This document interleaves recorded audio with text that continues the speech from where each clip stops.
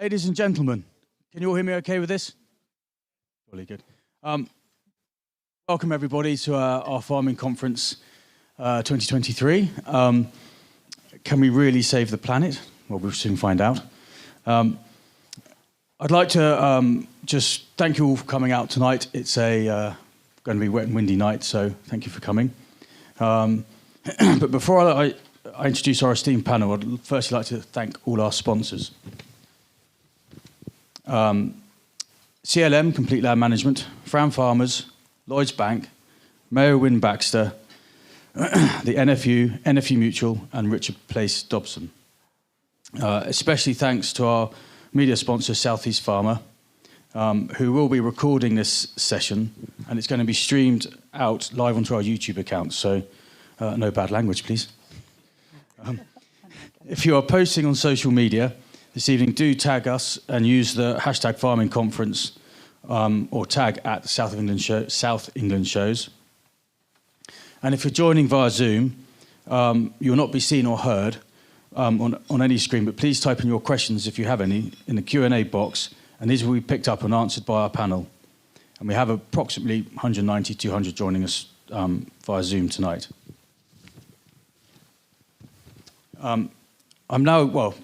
One last thing, if people could make sure their phones are on silent or switched off, or that'd be great, thank you. But now I'm going to hand over to Charlotte.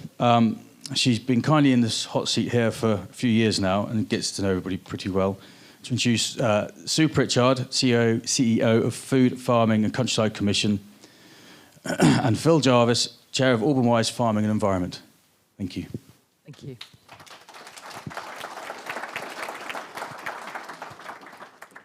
Good evening, everybody. I hope you've all found the food and the drink.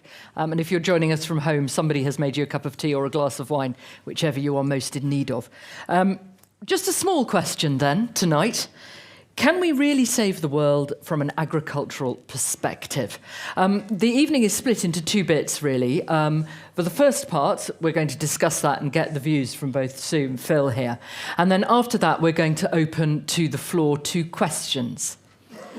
And we can all debate what a question is, but it shouldn't be a rant or a speech. It should be succinct and to the point and have a question mark at the end of it.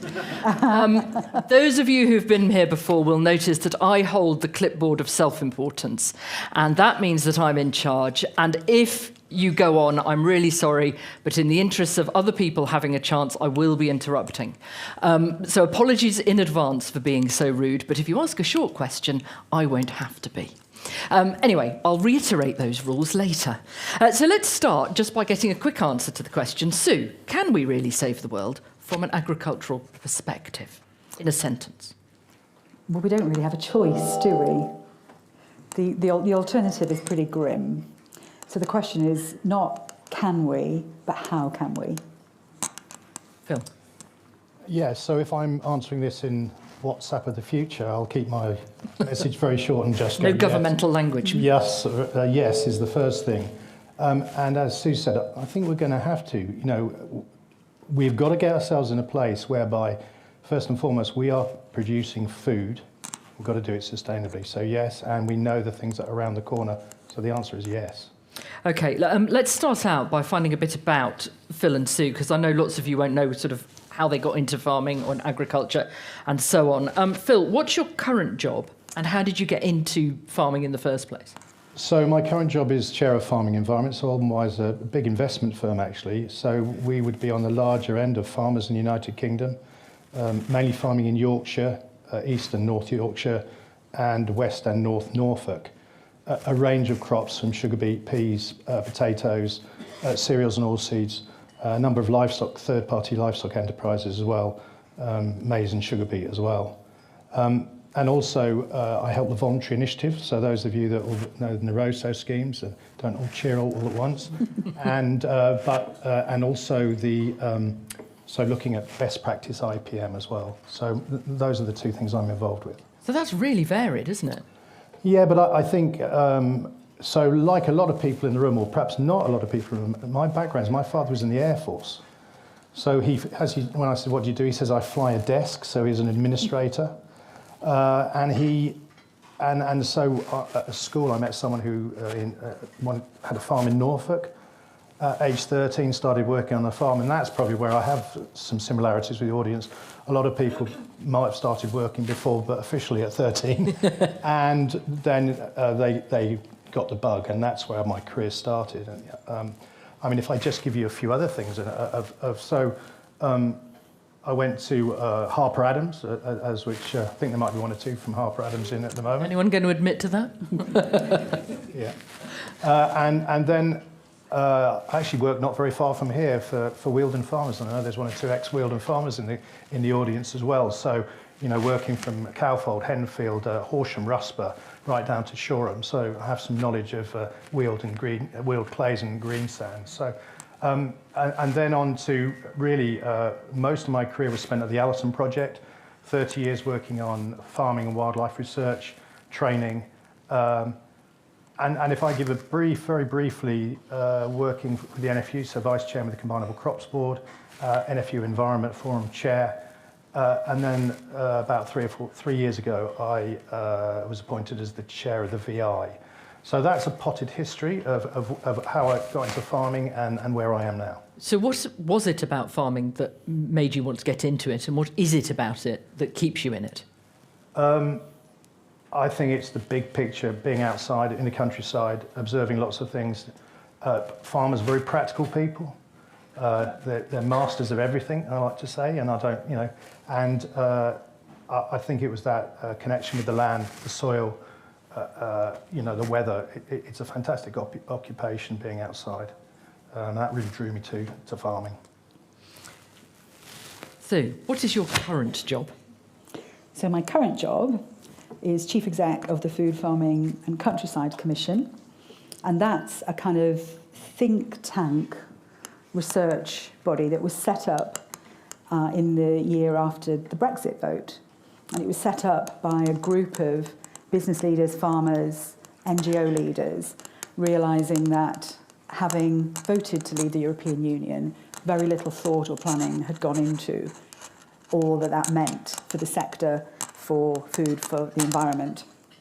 And so they got together and first of all approached government to see whether government would launch a commission, something like the Curry Commission, you know, in the early 2000s after Foot and Mouth.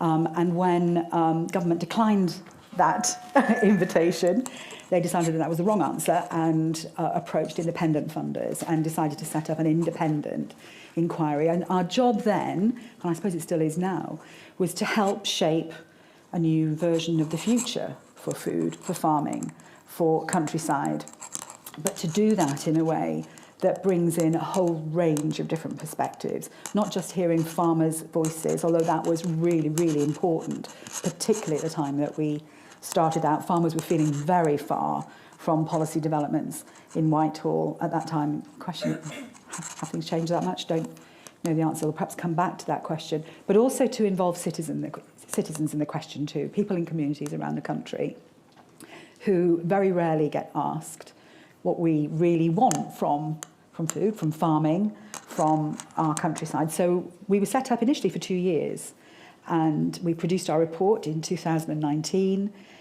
It went down quite well, much to our relief. It was welcomed by farming organisations, by environmental organisations, by citizen organisations, by businesses, and very kindly, very generously, our funders invited us to continue to help put our recommendations into practice, and that's what we've been doing ever since. So I joined FFCC thinking I was going to do a thing for 2 years out of my day job, and I'm still there 7 years later, and I have to say it's the job of my dreams. And what were you doing before? Were you already in agriculture? Well, I also farm. So as well as this work, we have a small organic pasture-fed farm in the Welsh borders in Monmouthshire. We keep Herefords and a flock of Welsh sheep and a few rare breeds. But that was something I came to relatively late in life. My proper day job, before I started this one, was as a kind of leadership organisation, management development consultant, change consultant. So I worked just before I took this job on a big research consortium that was centred at University College London on the leadership and delivery of major and complex projects. So we were looking at how good government is at actually getting those big projects done, and looking at things like HS2, and yeah, the rest is history on that particular story. But this, when this job was advertised, it was like all my Christmases come together, because it was a job about policy and policy change, and helping to make complex change happen within government and business. It was about probably the most important thing that I think any of us could be talking about: how we're going to feed ourselves in a fair and sustainable way, not just right now, but for the next 20, 30 years and beyond. I couldn't think of anything more important to be doing, really, at that time. I think change is going to be a word that's going to come up a lot, and a change consultant is going to be a kind of useful skill set over the next few years. I've spent this week mainly talking to flooded farmers, largely in the East Midlands, and that's just one of the challenges, isn't it, facing farming at the moment. I made a quick list, policy change, biodiversity, combating and coping with climate change, then the pressure of the demands from the supply chain, pressure of campaigns, right to roam, animal welfare, and so on, and so on, and so on. Phil, what would you say is the scale of the challenges facing farming just at the moment? Well, I think the first thing if you reflect what's happening now, and you've been talking about floods, if you think about probably 14 months ago, half the country was on fire as well. So I'm travelling up the countryside to see motorways, fields on fires, combines on fires, etc. And I think it's a pendulum that swings so far so quickly.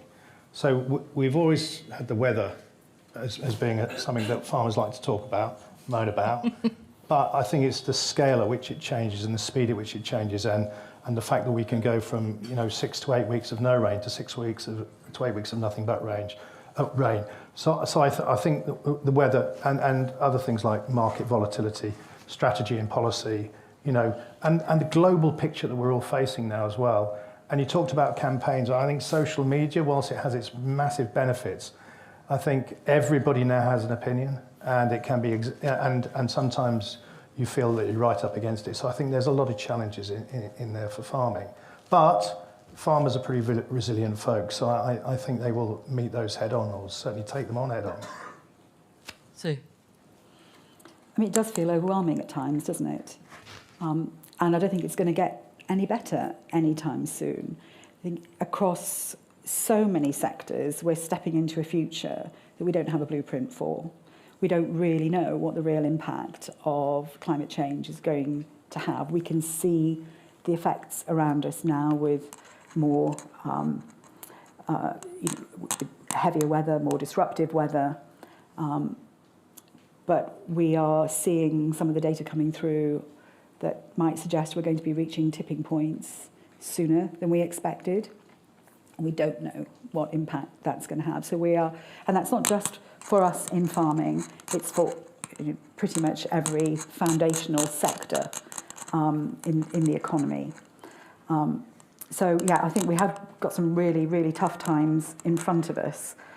But again, as you asked at the start, we don't really have any choice. We have to lean into this. We have to face into it, and we have to, I think, be prepared to really test our own thinking, test our own assumptions, really ask ourselves some much more challenging questions, be prepared to answer the challenging questions that are being asked of us, but recognising that there aren't any easy answers, there aren't any straightforward blueprints out there. But the skill for us, I think, will be where I get really excited and where I get my optimism from is seeing farmers when they're working together in farmer-led groups. And you go to a gathering like Groundswell, and there are, it's full of, it's thousands of farmers hungry for knowledge and to learn from each other, because we're at the front line. We're at the front line of the changes that we can read about. We're experiencing it on our farm, we're experiencing it in our soil, we're experiencing it in the quality of our grass and our crops. And those farmers who are really rolling up their sleeves and getting into the mess of the learning of it, I think, are the ones who are likely to navigate their way through this more successfully. I suppose if I've learnt anything in the past few years covering farming for a job, is that there is no such thing as a typical bog standard farm. Yeah. But, Phil, on a typical bog standard farm, what sort of change are we talking about? Are we talking about little tinkering around the edges, or are we talking about massive, let's not do it like this, let's completely change our minds and start again? Well, I think there's some fundamentals there, whatever you're faced with.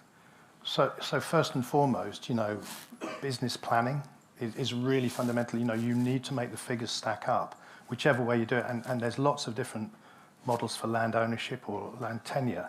But basically, you still need to do some accounts that you need to try and find some way of making your business sustainable that way.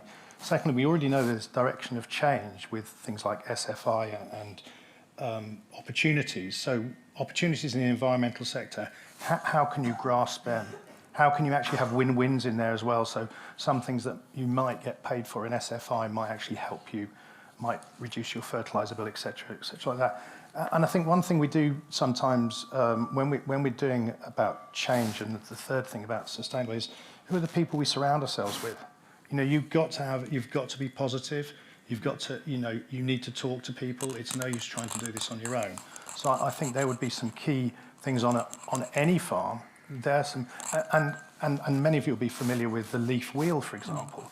If you want to do a business review of your farm, I would start around all of those, from soil health, for your energy, from your wildlife, from all those things around that leaf management wheel is a good business review for you, and it covers all, it ticks all the boxes. So you mentioned regenerative farming.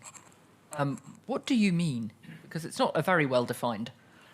No, in some cases. And is that the answer, do you think? If we're going to save the world from an agricultural perspective, do we all just go regen then?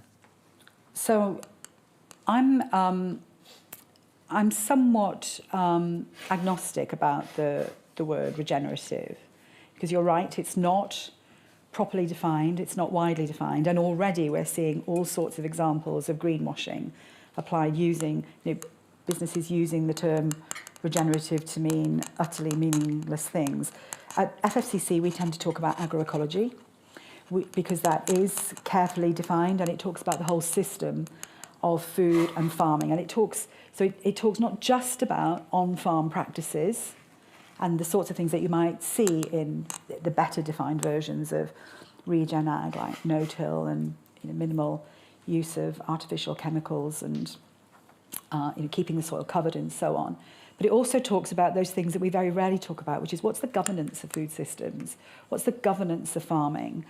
Who's helping us work out what is the fair balance of risk and reward across the whole sector?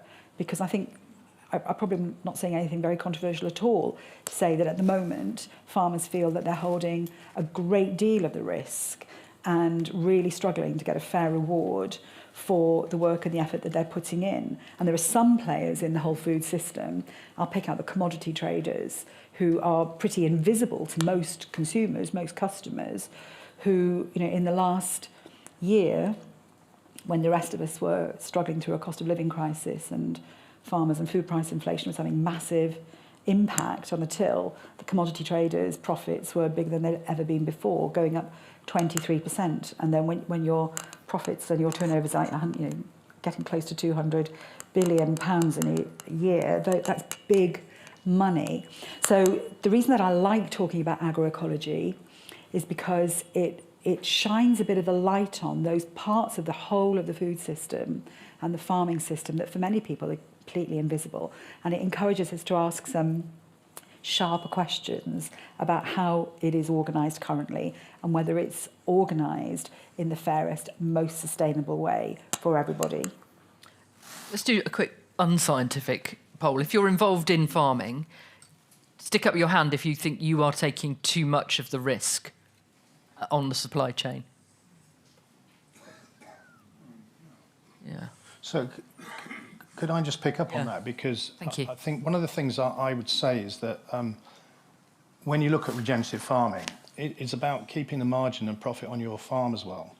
So whatever you think about the concept, and whatever you think about your business model, keeping the profit on there. So, for example, if you reduce your cultivations, then obviously your machinery costs could come down, your fuel costs, your overtime, etc., etc. If you look at a wide rotation of pests, weeds, and diseases, that may well help you as well. And things like soil cover and living roots, that's probably one area that we can do more work on when we look at soils disappearing after heavy rainfall. Sometimes I do feel like King Canute, trying to hold back the water, and whatever happens, it might happen. And the other thing is some element of livestock in there. But I think the most important thing is if you put all those things together, what is your mindset about how you embrace that? Because those are the pillars of regenerative farming, whatever you want to call it. But still it comes down to keeping that margin and profit on your farm. And all those things are the win-wins I'm talking about. So can you make them work for you? And I think that's a really good example, because you described all of the things that farmers could do on their farm to improve profitability and sustainability on their farm, and long-term profitability, so building profitability for the long term, resilience for the long term. But who's paying for that? Who's paying for the work that's really needed to go into those changes in practice? We were talking in the green room earlier, weren't we, about if you're going to start really doing the work that's needed, if you're going to start doing your worm counts, if you're going to start investigating your soil, if you're going to start managing your hedgerows, if you're going to start doing all of the component parts that are needed to build more resilience in your farm, that has a cost. And it can have an immediate cost, but it also has a consistent cost. Now, we might be able to stomach it for a year, but is that cost built in to our business plan? And if it isn't, who needs to pay for it? And it's a very hot topic at the moment. So I don't want to interview Sue just now, but No, go ahead. It's fine. I've got work to do. You go.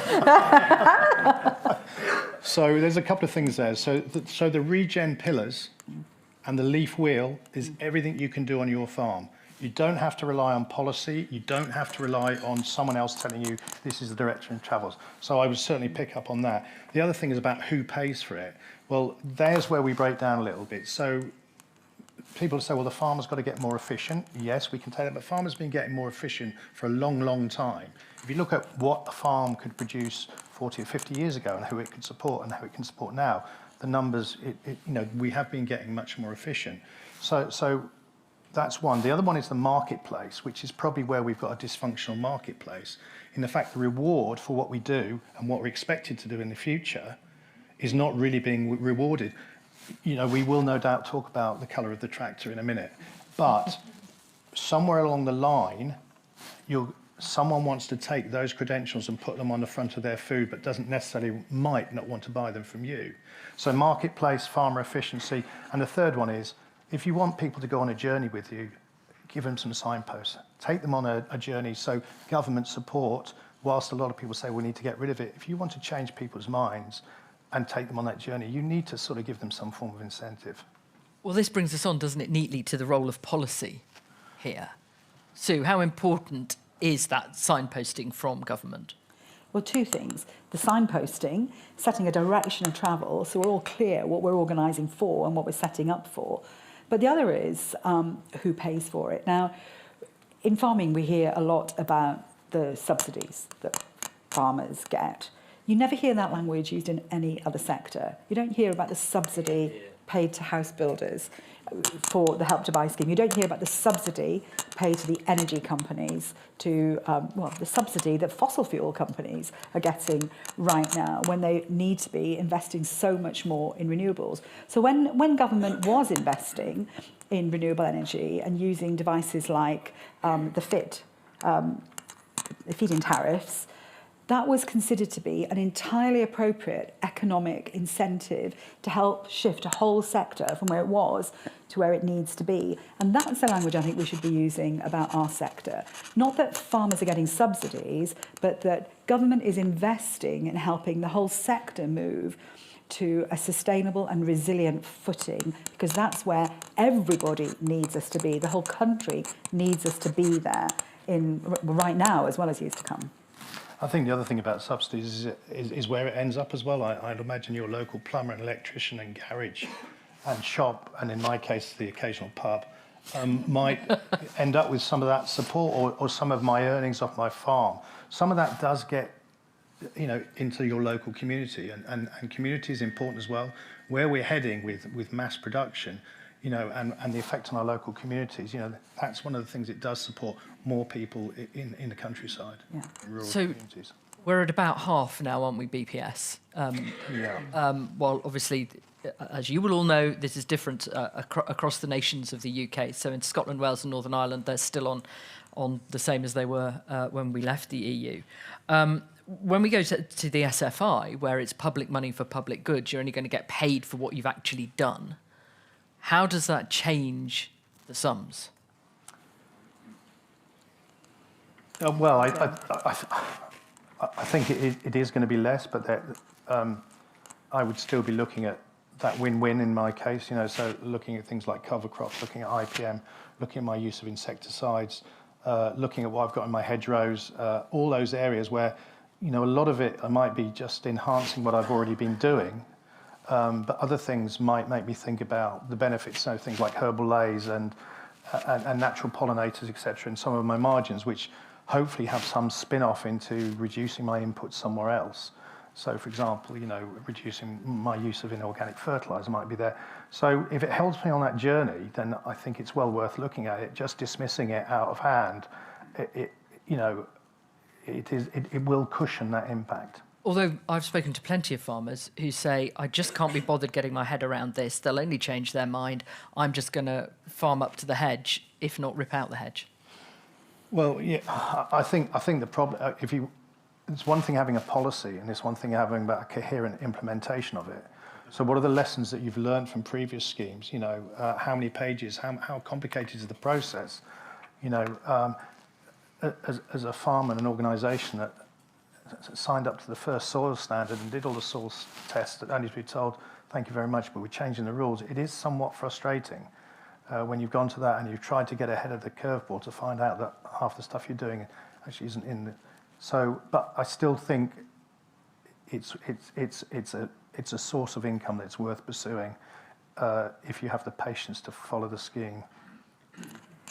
But it's working very unequally, isn't it? So I think that there are farmers who are navigating their way through it, who are either working with their land agents or devoting the time to working out how they can maximise the income potential by choosing elements from the scheme.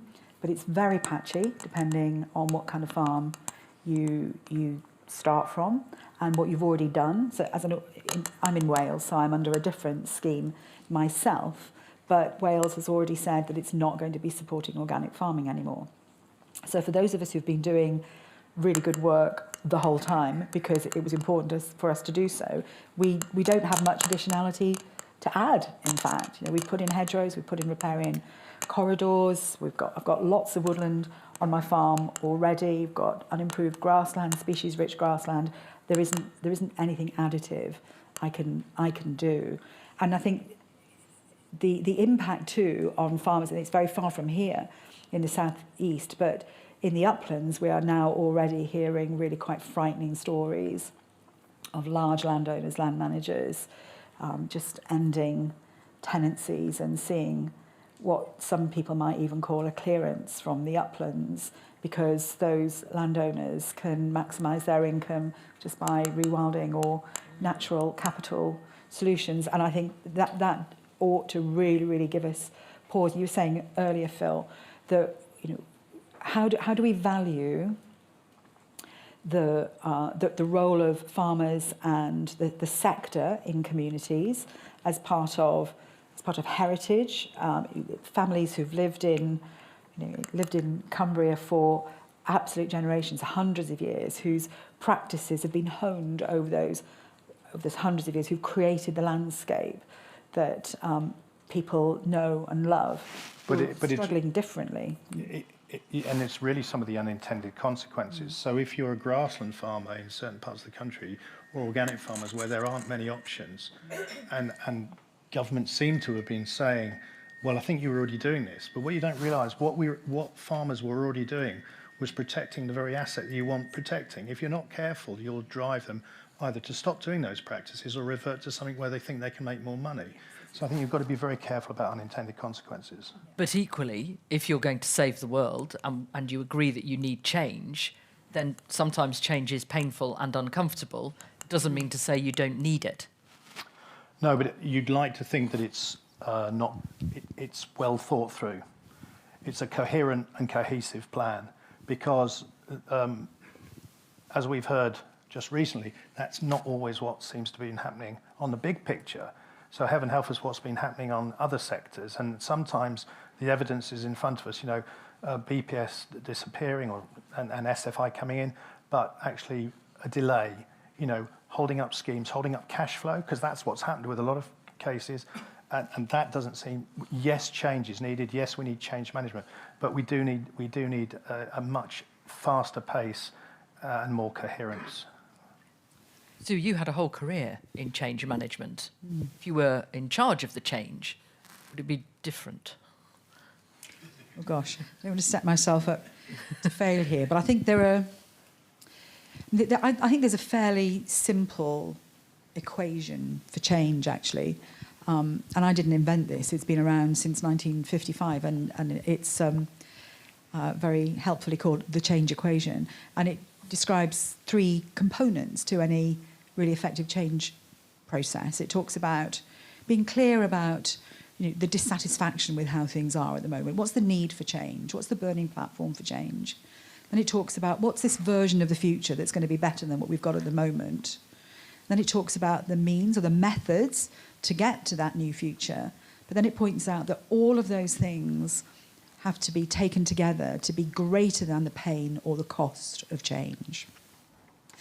And I don't think we've done, certainly the government hasn't done, I don't think the society, we've really talked through all of the elements in those components. Why do we need to change? There are some folk in farming, but there are also some folk in other sectors who are very, very happy with the way things are at the moment. There are some people in the farming value chain who are profiting extremely well from the way things work right now. So they don't have a huge incentive to change unless we can create some other incentives to do so. And as Phil was saying, are we really clear what we're all working for? Or do we have a clear version of the future that we can all broadly line up behind? I don't think we do. I think at the moment, as you just described right there, Phil, the material reality is that some people are saying, we will invest in more regenerative practices on our farm, and others are saying, well, sod it, I'm going to farm the heck out of my farm and I'm going to take my chances in the marketplace, and doing what they think is best for their farm and their farm business based on what they can see happening. And then the tools that we all need to be able to make that transition, they're very unevenly spread. Sometimes, how many farm carbon toolkits are there? Well, there's one farm carbon toolkit, but how many? Yes, 65, something like that, yes, at least. Yes. And the talk of the natural capital markets, well, where are they? What are they doing?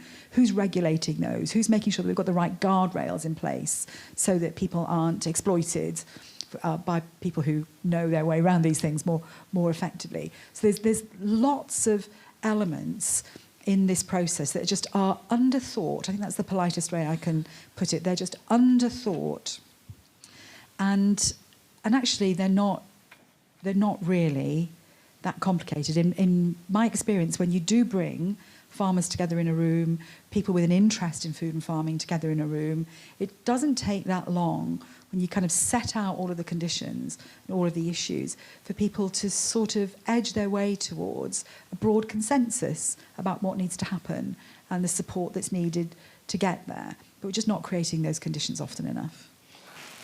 Yeah. Just before you say something, who here has changed, is changing, or is thinking of changing what they do on the farm?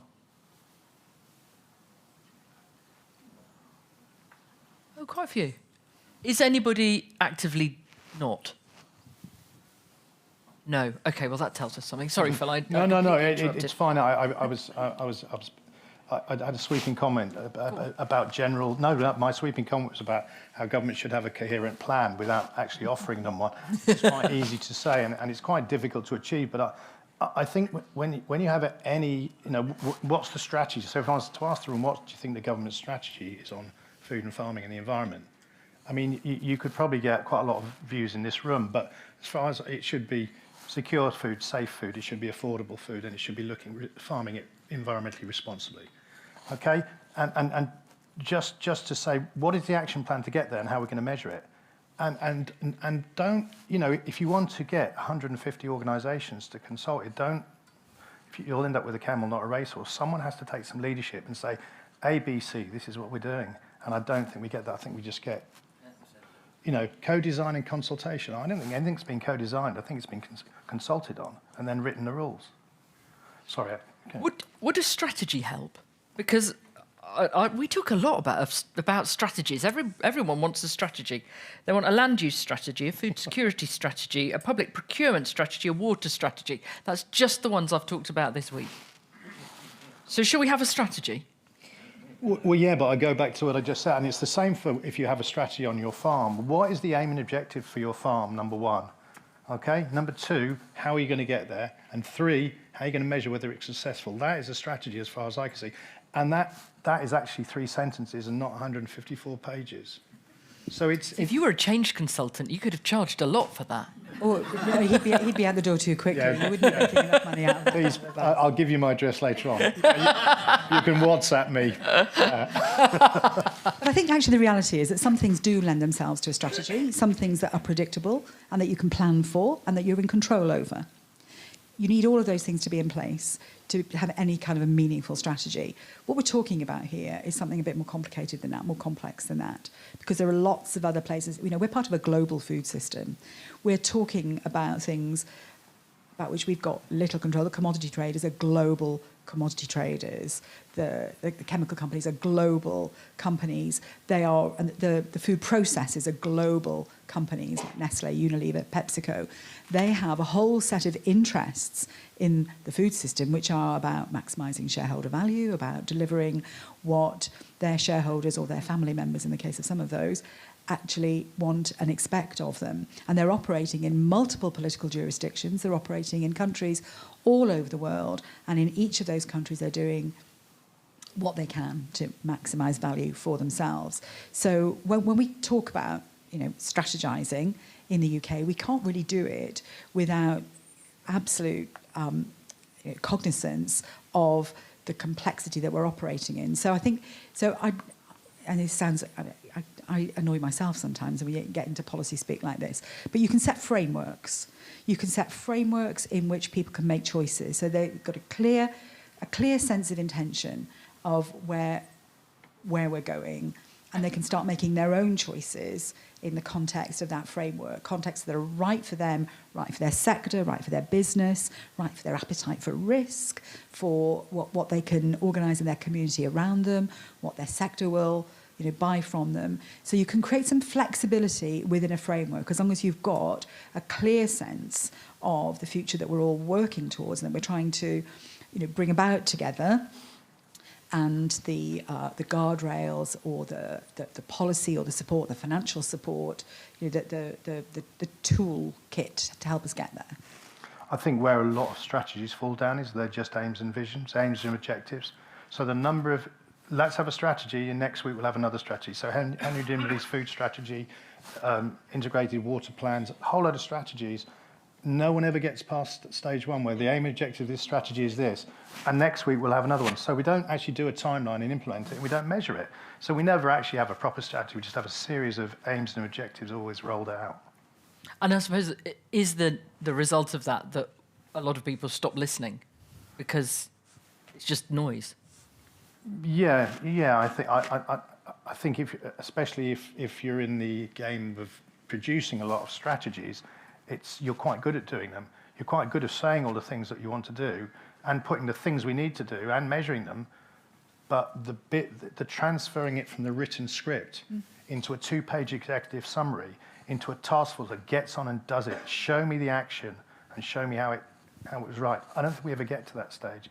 And the reality is, I think you've both said in this conversation that the farming sector is an incredibly diverse sector.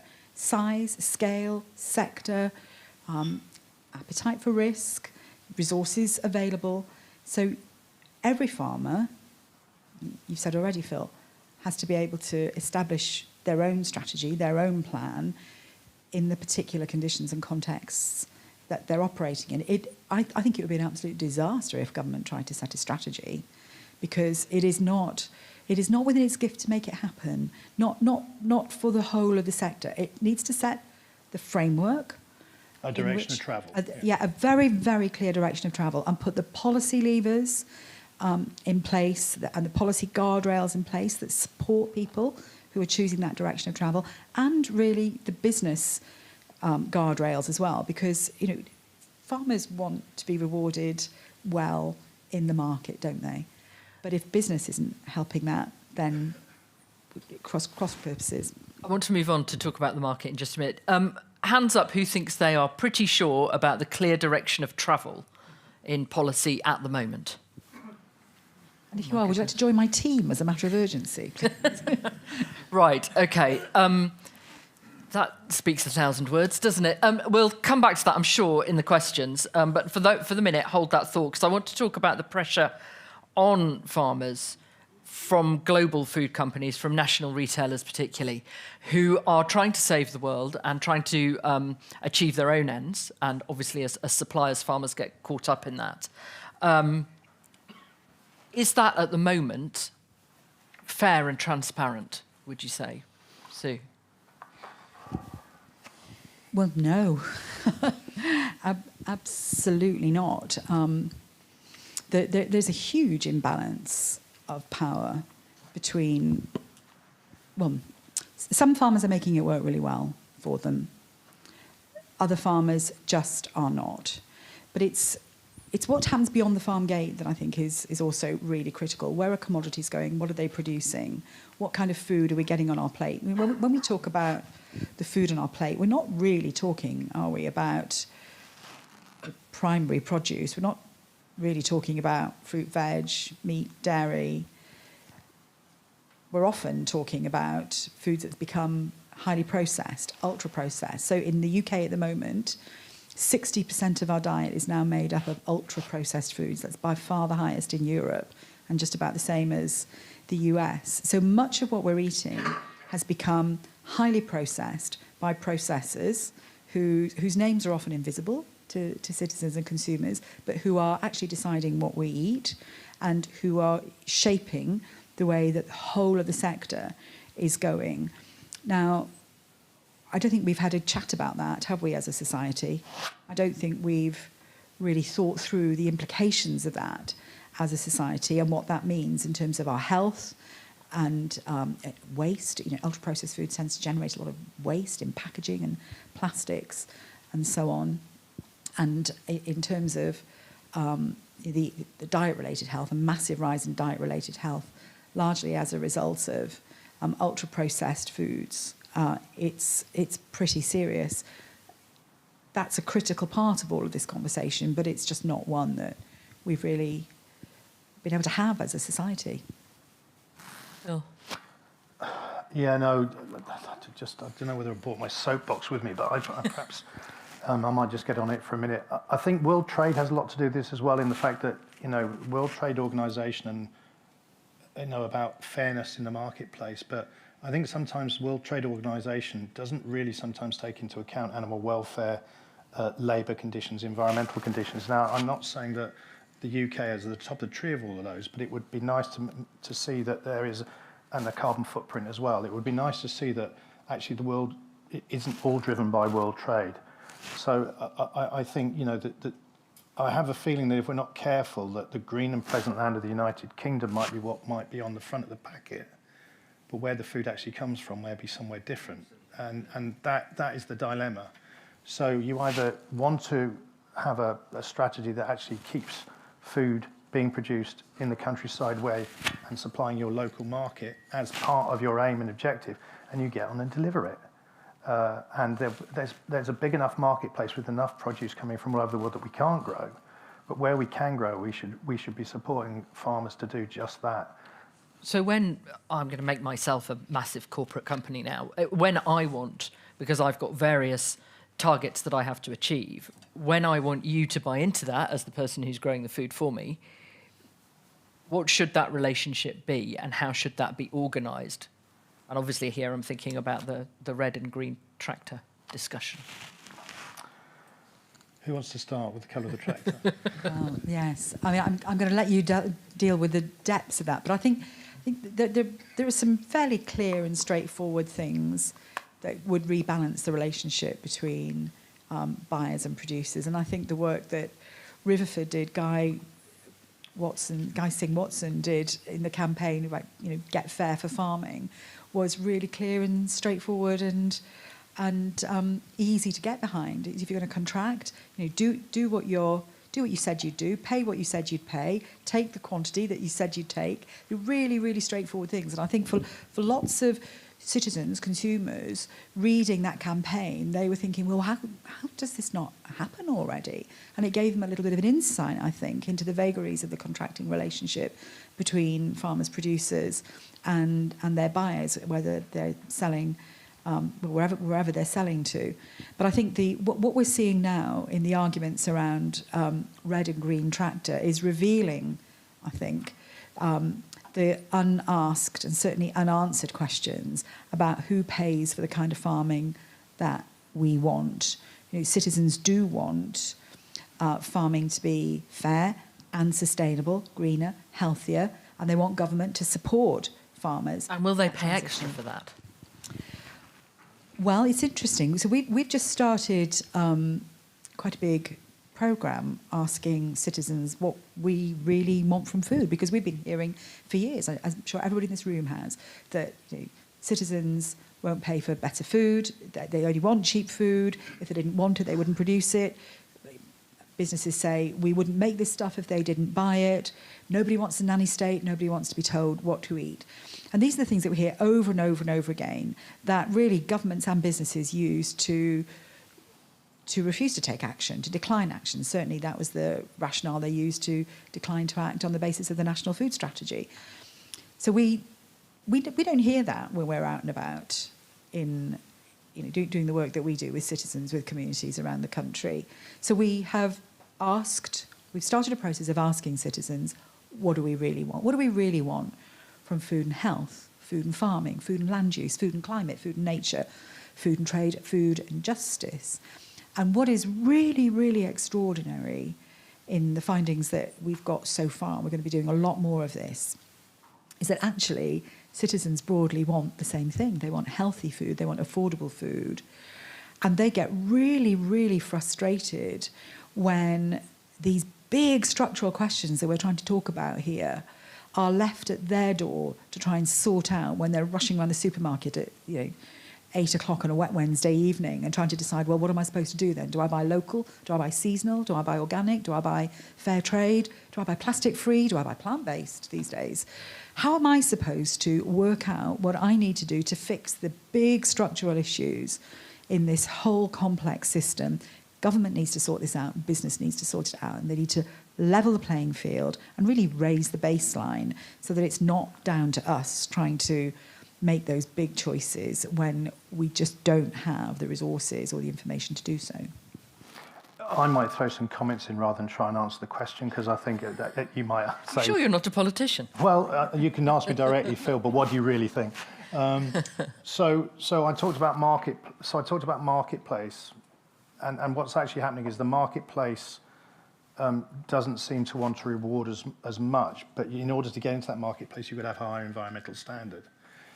We've already talked about government subsidies reducing and farmers' efficiency as well, but now they've got more environmental things to do, which actually takes away from some of the things they were doing and spending their money on. So all the things that were making the business sustainable are now changing. So I think when it comes to the green tractor, for example, a lot of farmers, there might be I think it might split the room actually, or split some parts of the room. In fact, I think a lot of farmers might think, do you know what, we're nearly there with all of this stuff already. We're already doing soil, we're already doing waste, we're already doing a carbon audit, we're already doing this. I said earlier on, the areas I get a little bit concerned about is if you're going to monitor earthworms, amphibians, fish and insects and one thing and another which is coming there, how much does it cost you to do that, and to what standard are you meant to be doing that? And that slightly worries me about, and who signs off on it. So I think those things are all great, but they do come at a cost. And the company and also where your data ends up as well. And I think that's one of the things that, rather than say where I think, it's all very well having an online portal that someone else owns, but that's not quite the same as saying, do you do a carbon audit? Yes, I do, and here it is. Here's my carbon audit. You can look at it from here, okay? Well, would you like to take it and then put it in your sustainability figures for your net zero figures in your company and expect me to do it for nothing? Those are some of the things. And I would just say that in the letter that was written, saying that the reason Red Tractor came in the first place, because it was the good things about Red Tractor, and there are many good things about Red Tractor in the fact that it gave a standard assurance to say, these are the standards we want British farmers to work to, and with the Food Standards Agency and customers, it gave that. And the same thing is happening now with green. It's saying we're environmentally there. But I think if farming was in a crisis back in whenever Red Tractor came in, I wonder what people think it's in at the moment, because that you could use that word in some respects now, so it's less than helpful sometimes writing comments like that. That's not very politically, very politician-like. I'm sure we'll come back to this. We've got about 3 minutes before I'm going to open it up to questions. So if you're thinking about a question, start formulating it in your head now. Let's look forward. What do you hope things will look like in, say, 20, 30 years, to randomly pluck a figure from the air? You were talking about this soon. Yes, well, it depends whether I'm having a good day or a bad day, actually. But let's agree that we've come to our senses and we've started to put the real investment into the changes that we need to see. I mean, the future that I want to imagine, and really actually as part of the work that we do, want to help bring about, is it's got features of the stuff that we've talked about already, where we as a country take more responsibility for growing more of the healthy food that we need in a way that's ecologically suited to our land, our landscape, our climate, that we are not processing so much food, but we are, as a country, as a nation, we're eating more minimally processed food. We're eating more fruit, we're eating more veg, we're eating meat and dairy from more sustainable sources, we're eating many more pulses and legumes, we're using pulses and legumes for fertility building as well as livestock in rotations. And when we look across the landscape, we'll see a much more varied landscape. We'll see more hedgerows, we'll see more woodland, we'll see peatlands and wetlands regenerated and performing the function that they will have to perform in 20 or 30 years' time, or we're all going to be in big, big trouble. But I think we'll also see, we'll see some difference in urban centres as well. We'll see a lot more fruit and veg horticulture growing closer to where people live. We'll see lots more fruit and veg growing in spaces in towns and in cities, just growing wherever we can, and making sure that people have easy access to healthy fruit and veg. We'll be using the public money, public procurement, to get that healthy food from UK farmers onto the public plate. So we'll be feeding our kids healthy food. Kids will be having really good food cooked by chefs in schools every single day. Hospitals will be serving good quality food, and we'll be valuing food. It's almost the kind of fifth emergency service, fundamental to all of our health and well-being. We will recognise that if we can fix food, we can fix the planet, and if we can fix food and planet and our health, it will give us so much more scope, so much more shape, so much more opportunity to live a fairer, more sustainable life in the future. So if I'm here in 30 years' time, I'll have had a mighty fine life, I think. So that's the first thing. But I think the other thing is, we undoubtedly know the pressure that's on our land. We talk about a growing world population. We talk about in a complex economy that we have in this country, and the pressures from outside farming that are on there, whether it be house building or whether it be how we look after our water courses, not from all parts of society. So I think what I would say is what I hope is that those things are here. They're already right in front of us. Growing population, a complex society, more concrete going in. the solution with farming is that farming is one of the only things that really can make this better. You know, building more houses and building more concrete and building more, potentially building more sewage treatment plants would be a good place to start.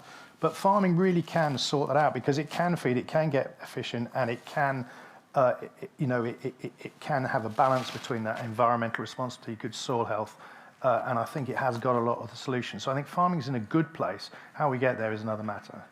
Okay. Ladies and gentlemen, let's thank our two panellists here.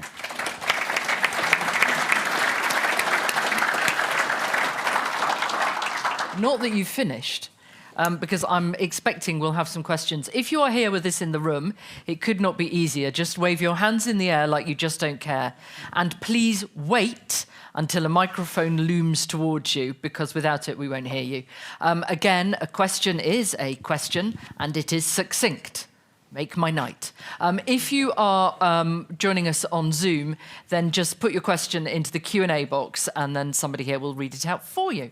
Okay, hands in the air. Okay, so let's take this chap here with the glasses. Thanks, Miss. Hello, Matt Craig from Agri Matters. Given the recent divisions and discussions on the colour of the tractor, what is the perfect solution for a quality mark or that demonstrate sustainability to the consumer, and what do the panel know about the global farm metric? So I'm involved in the global farm metric. Just explain, for those of us who don't know, what is it? So the global farm metric is a project that's been initiated by Sustainable Food Trust. It's led by Patrick Holden, and it's a way of setting out and then measuring what that project argues are the real critical components in a more sustainable food and farming system. So it's got lots of elements of what we do on the land and what we do on the farm, but it also, which I approve of greatly, also talks about things like fair wages and producing healthy food. So it's got social components attached to it, as well as the environmental and on-farm components. And the intention is, with the project, and it is a global project, the Sustainable Food Trust is partnered with a number of global organisations, is to come to an agreement that everyone, everywhere, measures sustainability on their farm in exactly the same way. So we can compare what people are doing in America, Australia, Europe, UK, with a fairly standard set of measures. And does that get turned into something that a consumer sees, cares about, understands? The conversation hasn't gone that far yet, because there are all sorts of other conversations, other discussions about what clear labelling could and should look like. And the example I gave earlier of consumers really struggling to work out what kind of judgments are they supposed to make, what should be on the front of a packet that would help customers actually make a judgment. And I think that discussion is still to be had. So to go back to Mark's question, what's the solution if you're trying to create a quality mark, in your eyes? I think... go on. Well, rescue me.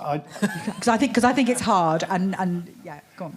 Yeah, no, I think the issue is around traction for your brand and attraction for, we talked about carbon calculators. There's lots of ways of measuring sustainability. So, for example, if I think of things like farming with nature, if I think about Kellogg's Origins, a group of farmers, if I think about Leaf Mark, if I think about conservation grade cereals, there are a number of ones which are they're either marketing, but they're also trying to show sustainability, and they're measuring certain terms. Now, they're not as well-rounded, perhaps, but there's lots of things in the marketplace that are there that will measure, and I think it's a bit like who's going to be the Betamax or VHS, or do we necessarily need it?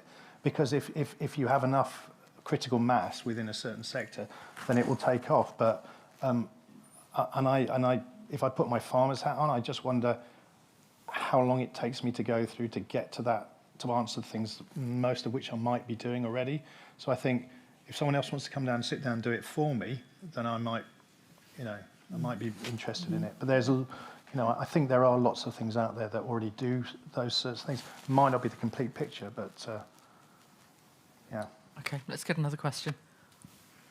Chap here in the yellow top. Kevin Hawes from Hartfield. My question is really about how some of the smaller farmers can engage in this vision of the future. I'm very aware that if you're on fill scale, you can justify that strategic planning, the resources, the consultancy it takes to put that together. The easiest thing for a small farmer is to do nothing, and the risk then is that a lot of the small farmers go out in business. My own hope is that landscape scale recovery will actually be something which means working with a lot of other farmers, we can actually tap into a wider pool. But I don't know what their thoughts are about how more small farmers can cooperate rather than risk going out of business. Well, I think a couple of things that you just said, working with other farmers in collaboration. I mean, in a previous job, you know, we worked for ages, we talked about sharing a tractor, and then 5 years later we shared everything. And we still had the ability to do most of those things, but it was a bigger critical mass. So I think collaboration, definitely. I think working in partnership. And I think it is a big issue as well, because the social cohesion of society is a lot of small farmers in there looking after their particular patch. And I think the skill set and the knowledge in that sector as well, if we're not careful, we're going to lose that. So my answer is definitely collaboration. And the other thing is, if you go into things like landscape recovery, spreading risk as well, and I think you're doing that, you're not relying on market weather and volatility, and the margin, you might be surprised at what it could be because the inputs that you're putting in suddenly are reduced. Sue, I don't know. Agree with everything that you said there, and also how important it is for small farmers to get really good bespoke advice that helps them look at the whole of their farm enterprise and what they could collaborate in. What is the potential for collaboration in their place, in their context, in their conditions, you know, in their landscape. So, you know, landscape recovery schemes are going to work really well for some small farmers cooperating, collaborating together. For others, it's a bit more complicated. So this comes back to that big strategy question. You try and set a strategy for such a complex, diverse sector, you're likely to see some unintended consequences. But if you set a broad framework and direction of travel and really encourage and resource farmers at every scale, at every type, and every sector to access the information and the support and the resources they need to work out what is going to work for them in their place, and, you know, with their succession plans, with their appetite for risk, with the resources that they've got, what they're up for doing, you know, in their lives. You know, these are all big and complicated questions. We're not running factories making widgets. This is kind of deeply, deeply interconnected to who we are and how we live our lives, and, you know, what we want to create for our families as well. And that's really that's a really complicated set of conversations, and that's why I think it needs excellent bespoke support. So if I was going to invest in anything to help answer that question, it would be masses and masses and masses of really high quality, independent farm advisory services. It's not there. It is not there, no. No. Okay, stick your hands up. Lady just there in a green scarf, thank you. Thank you. Annie Brown, I farm on the South Downs. I have a concern in that all the public money that's coming in these new schemes is always at a percentage of the cost. So again, the small businesses have got to find the other bit of the money to make it to be able to buy into any of these schemes. And then we look at the private markets that we're being encouraged to go for, but I just don't have any confidence. I mean, when do the panel think there's going to be a soil carbon metric that's going to be tradable and we all have confidence in? When? Oof, pick a figure. When? Gosh, that's that. I mean, at the moment, I don't know. It is really, really important that we have some clear guardrails in place so that the so-called natural capital markets really do work for all farmers. In Wales, we're doing something a little bit different. There's a recognition in government in Wales, because farming is a bigger proportion of our economy and the farming voice is much stronger in government, that we can't just leave it to the markets to work out, because what's happening in Wales is that private enterprises coming in and buying up farms to manage their own Scope 3 emissions or plant a load of woodland for their own carbon offsets. But it's taking farms out of production, it's taking farms away from farming communities, and that has a huge impact on Welsh communities. It's where the language resides. The much more Welsh speakers in farming in Wales. So we're starting to talk about the mutualisation of natural capital. So if we were to design a scheme where private investment is held mutually for cooperatives of farmers for mutual benefit, what would that have to look like? How would that be different? We're hopeful. We're doing quite a bit of the work on that. My team's doing quite a bit of the work on that with Welsh Government, and we're hopeful that that might start to demonstrate a model for tackling the questions that you're raising there in a way that doesn't feel like the Wild West, that I think it does feel like in England for some farmers. Yeah, I'm going to try and come back to the question as well about how we can save the planet, because I think you touched on something here about what we're really talking about here is taking carbon dioxide out of the air and putting it into something solid in the ground. Okay, now that is going to be one of the ways that perhaps farming can have that from a farming perspective. There is a woodland farmland code, so that's started and that's got a market and people are already trading that. So that's probably one of the things that's, first of all, the organic buildings. So we've already got farming rules for water, and we've got things like the SFI which will reward us for doing those tests. The dilemma, of course, is when's the baseline?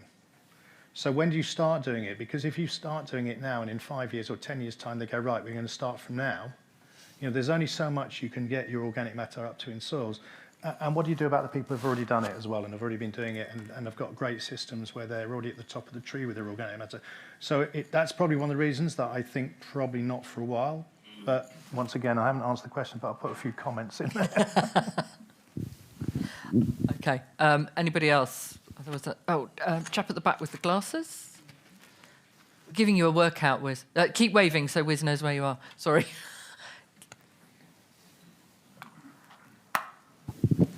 My name's Alan Johnson. I work at Plumpton College, and I would be interested to know what the message might be for our students with regard to what they can contribute to the saving of the planet.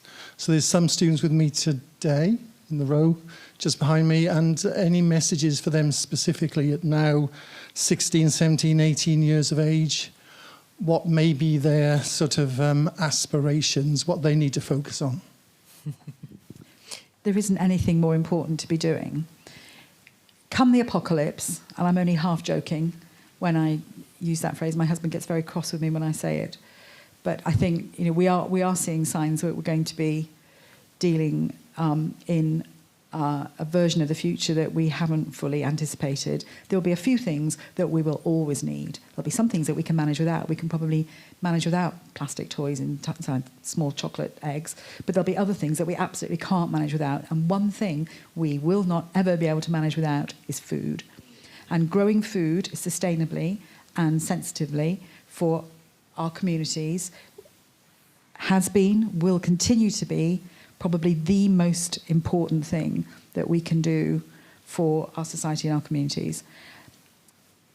Doing it in the ways that we will need it to happen in the future is going to require all their learning and all their curiosity and all their imagination to be prepared to experiment, to try out new ways of working, to collaborate with each other and with other parts of the community.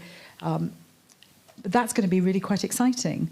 And one of the things, I think I said earlier, one of the things that I really, really enjoy at the moment is going to some of the farming conferences like Groundswell, which is just full of buzz and energy and excitement and enthusiasm, and a great dance at the end of the evening. Andy Cato, who's changing his farming model in Wiltshire, will come and do a Groove Armada set at the end of the evening, and that's why I go, for the dancing. You're down with the kids.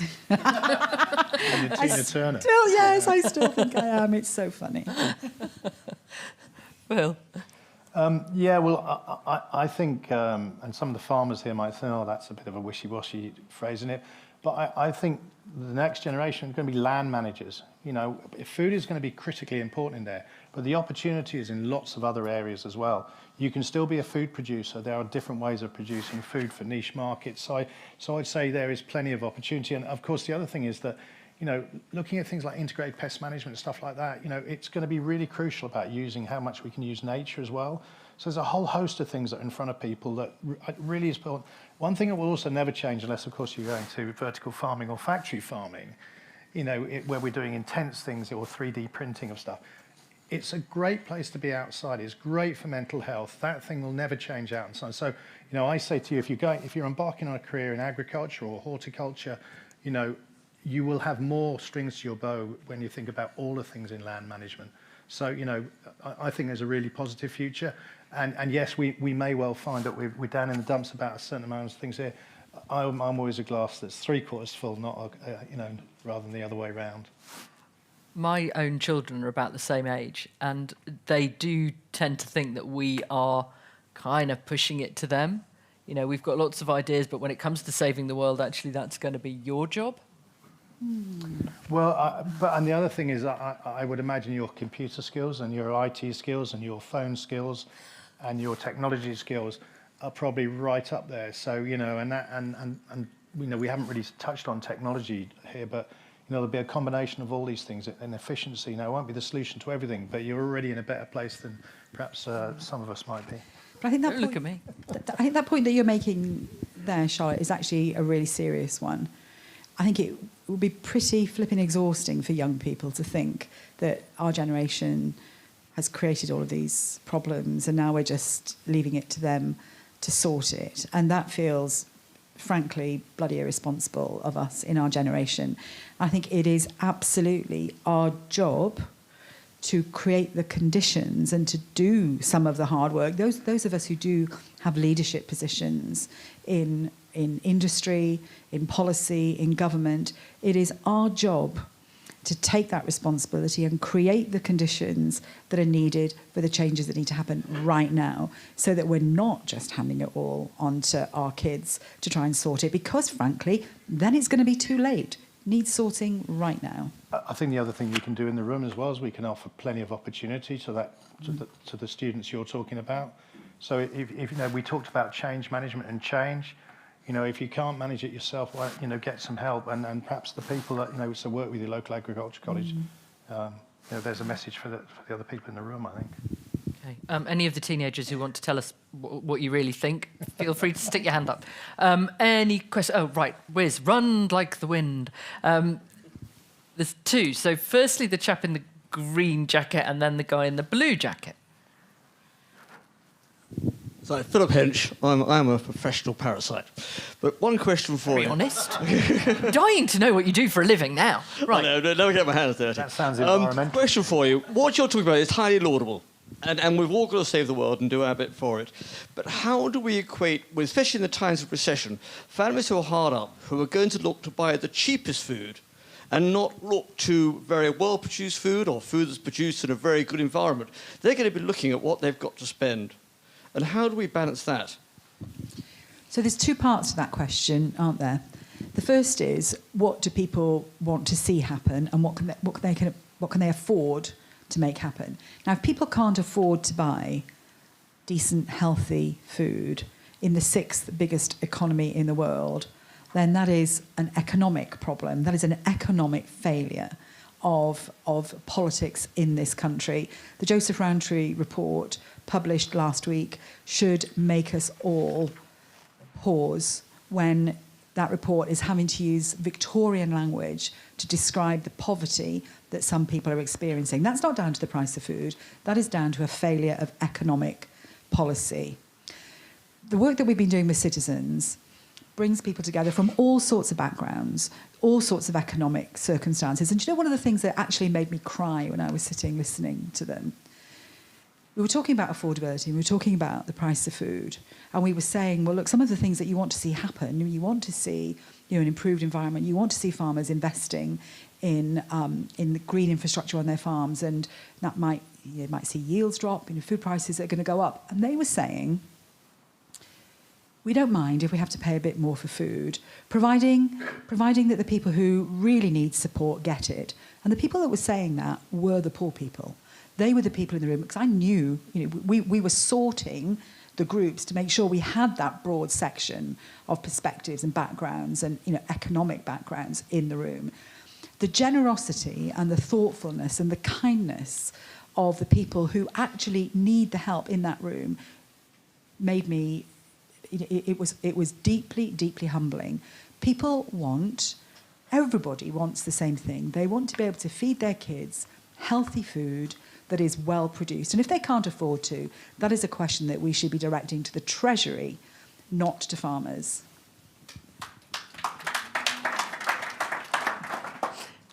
Bill.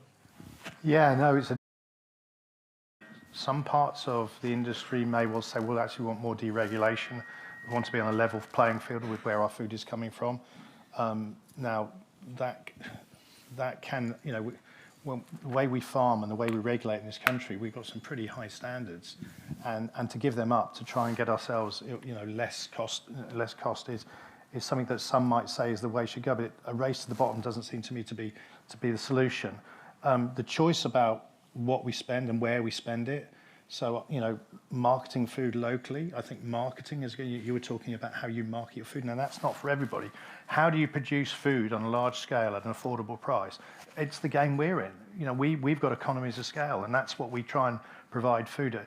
But, we try and do it in a way, all our farms have stewardship on them. We've got big wetland, we've got big woodland programs, a whole host of things. But we're of a scale to compete in that marketplace. But collaboration definitely is one of the areas.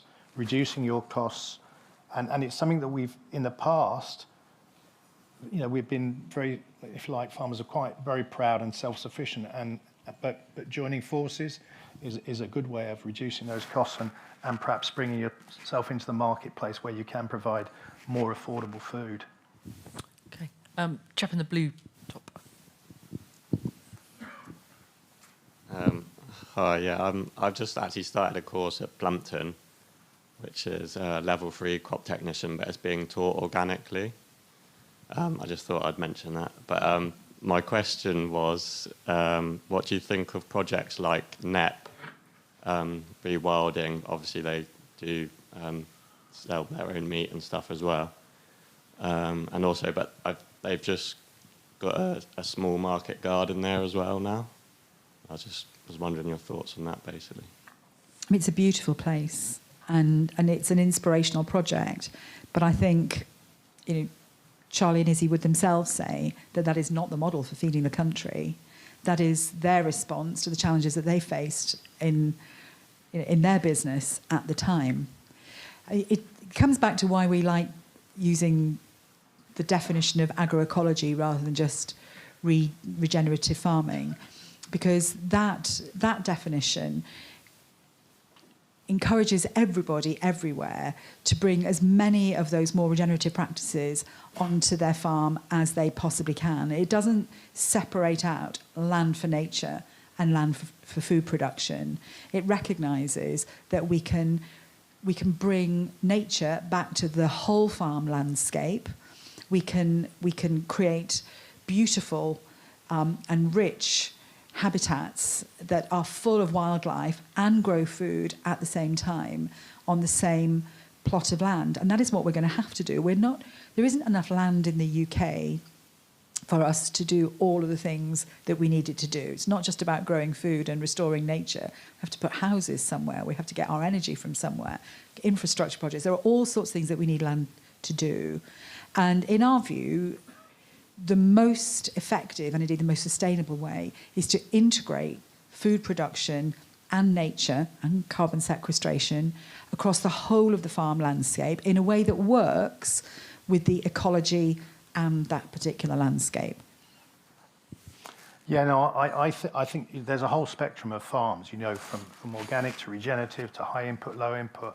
There's some there, and I think what's interesting, and there's lots of environmental farmers as well who put that front and foremost of their businesses. And it's interesting at NEP in the fact that there is a more, you talked about market garden, food production, more beef stuff done than initially. So a very big rewilding project, which is what it's known for. But behind it all is beginning to be that, there is food produced out there. So I think there's room for both. But if everybody rewilded it and had that model there, we probably wouldn't have enough food, is the first thing. And it's a bit like saying everyone must have their own cheese company or beer company. Well, beer particularly, again, is a good company to have. Is that you can't all be cheese makers and you can't all be beer. We have to have enough room for everybody. And I think, there's room for that in a lot of businesses. I would just say that if you're in a cluster group or you start something with a scheme of collaboration for nature, you already have probably got the brand that needs to go on your food. So just if you think, using a lapwing or using something in the countryside like a bee that's for a collaboration group, that's your provenance for your marketing. And someone probably in your group is probably quite good at that. So there's a role for all those things. Yeah. Okay, hands up. Oh, have we got any questions, by the way, from Zoom? Somebody wave at me if we have. No, obviously not. Okay, I saw some hands here. So I tell you what, let's start at the lady in pinkish at the back, and then there was a chap here. I'm sorry, I've got a light right in front of me, so all I can see is an outline of what is a man. There. So there's a bloke there, and then there was somebody here. Right. So we're going here, here, and here. Okay. Go ahead. Hi, Jo Hatton from Leaf. I'm just wondering how important you feel education and actually engaging with the public and the consumers of the future is. We noticed I'm a great fan of Leaf. Having done Open Farm Sunday for 10 years, I think it's a great way of engaging with your consumers. And you can explain all sorts of things and I think you can. There's a lot on social media and there's a lot on media per se about what we should be doing. I think getting our future customers, citizens, youngsters out on the farm and actually giving them a message from the people who are producing the food. I can't think of a better way of delivering a message. So I'm a great fan of getting people out on farms. And no doubt you'll need people to come and see you about Open Farm Sunday, booking on it. And FIPL-funded projects, yeah. Yeah. And we were members of Leaf Education and used to have children and young people come to spend time with us on the farm.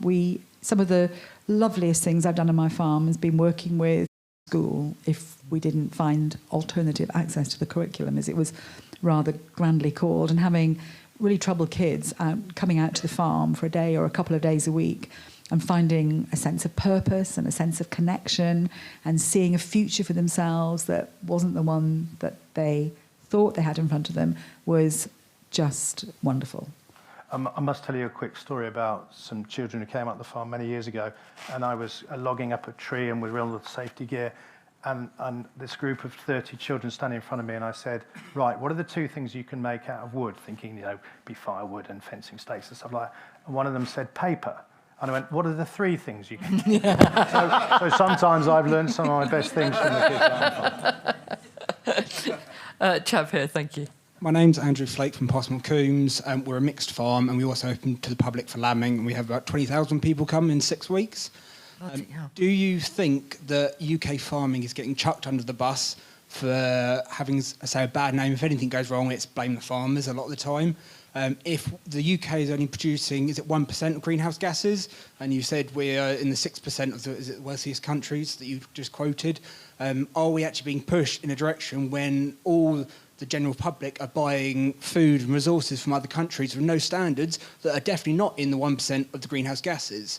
Are we being targeted and actually chucked under the bus to try solve the whole world's problems, but agreeing that everyone should do their part at the same time?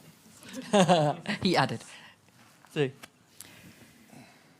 I don't think we can wait for other people to step up to the plate. We talk about the UK showing leadership in the world, and I can tell you, because we work with a lot of other global organisations, particularly preparing for COP28 at the end of this month, that the UK's leadership in the world on these really difficult and complex issues is falling away, and that's a real worry, because if countries like ours who have the resources to show leadership, even though sometimes it doesn't feel like it, but if countries like ours are not showing leadership, what incentive is there for middle-income countries to step up? What incentive is there for poor countries to start, thinking through the ways that they can, develop and resource their economies, to bring their economies up to some, bare minimum standards, if they're looking at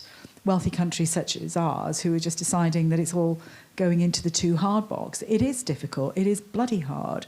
but we have a responsibility to take that seriously and to show the leadership that we claim we want in the world. And actually, you know, I often hear people say, well, what about China? And it might have been on the tip of your tongue, what about China? But, you know, let's be clear. China's output is producing lots of the stuff that we just don't produce anymore. So it's not just, you know, increasing its output to service the Chinese population. It's because we've delegated our manufacturing capability elsewhere in the world and we're importing it.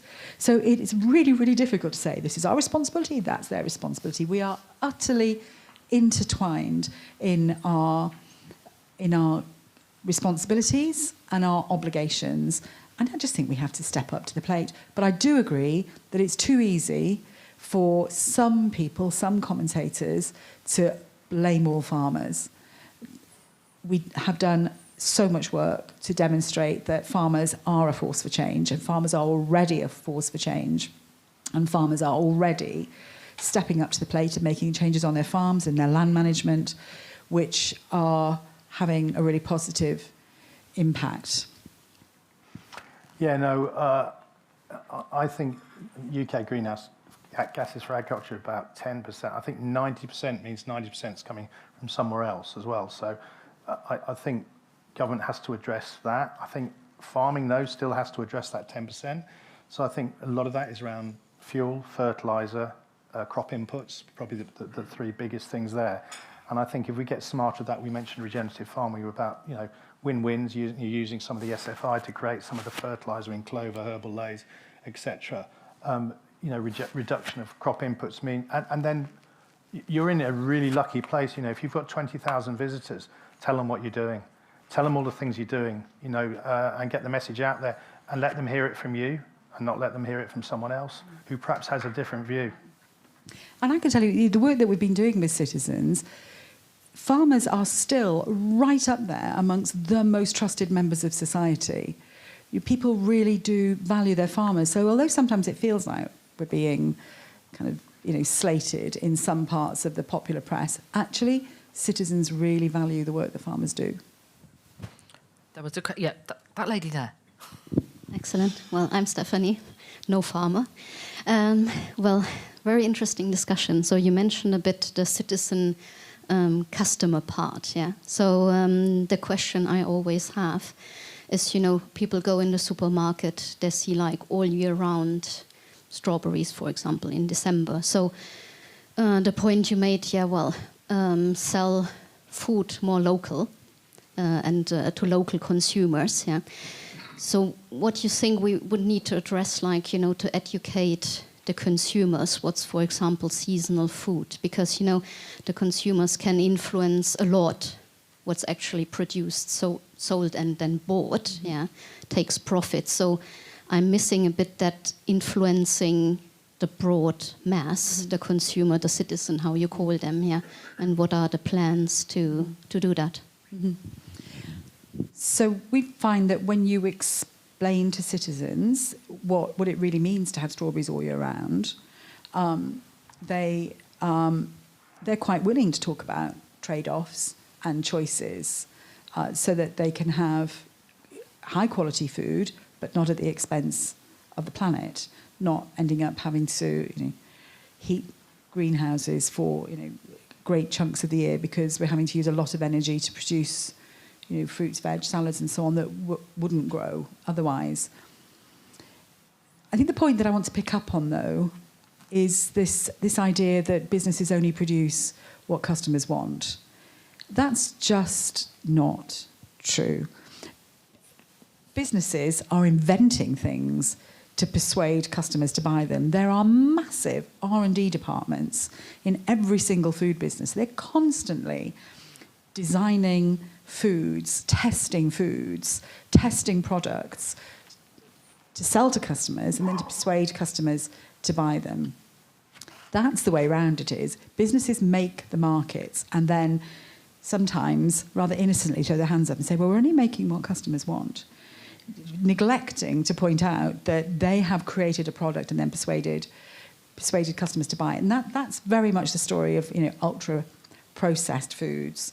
So when citizens understand a bit more about that relationship, they're more inclined to say, well, just don't make that stuff then. Don't make the stuff that is damaging the planet, it's using up too many, additives, is produced in a really unhealthy way, produces loads of waste, loads of plastic, and ends up in landfill. Let's just not produce that stuff. Education the other way round, yeah. So the education, this is local grown food, seasonal. Yeah. Buy this. It's not more expensive actually. Yes. Yeah. And generate like awareness. Yeah. So the educational piece, I didn't hear anything about that this evening, so far. Yeah. I think just quickly, I would say there are a lot of successful businesses who market into a private market. I think there's a place to play with local authorities here as well with procurement rules. There's a lot talked about if you look at local area plans about net zero and environmental stuff, and yet food procurement is seen to say we'll get it from somewhere else. So I think working with the local county councils, so I know in Leicestershire they're very active, and I'm not sure about your own local authority here. Get into local authorities, get your local MP involved, championing your local food. I think the local MP is here. Local MP? Yeah, so championing local food. That's, Oh, there you go. Excellent. Very good. Cool. Chap in the checked shirt, and then everybody else, just stick your hand in the air so I can work out where I'm going next. Chap in the very nice jumper and lady in the front. Okay, go ahead. John Marland, Sussex farmer and chairman of the National Farmers Union Tenants Forum. My question is from SFI, biodiversity net gain, carbon sequestration, etc., etc. How would you stop that, reverse it, and make more land available to the wonderful young students we have at the back of the room? And usually, tenants are inevitably the most innovative type of farmers. So often, they're the ones who can engage in this. So how would you suggest we stop this tide, and I can tell you it's a tide by experience, of land being taken back and make it instead available to tenants? Well, implement the findings of the ROC review. That would be a bit of a start, wouldn't it? Just we did a strategy, and it's still sitting on the desk. So, I mean, that work's been done, and it's contained in there. But I think there are some lovely, lovely schemes as government that it's a kind of, it's a bit like kind of Tinder for farmers. It matches, I mean, for the young folk, obviously, the rest of us in this room won't understand what that means. But it matches young farmers, new entrant farmers, with farmers who have land and for multiple reasons may not have a succession plan, may be wanting to change their business practices, may actually just really enjoy entering into joint ventures with young people to share the load. As we know, lots of farmers don't actually want to leave their farms because it's where they've lived for generations, where their home is. So I think there are some really lovely and very, very doable schemes that match new entrants with farmers who are actually open to new possibilities, but just need a bit of structure and a bit of support and a bit of confidence that any schemes they enter into are kind of safe and secure.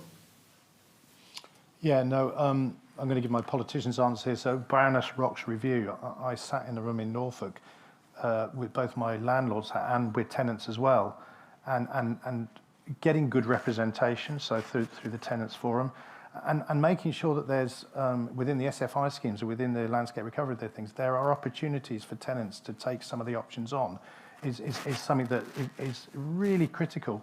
I go back to the ROC review. The ROC review did address a lot of these issues, and I'm not sure how much of it is actually being implemented or actually the government is listening to. So I think you're right, we do need a variety of cross-section. The other thing that landlords, and I'll be very careful, I am a landlord as well, got to be careful, is you've got to have someone to do the work as well. Someone has to implement those schemes, and often they're linked with food production as well, some of them.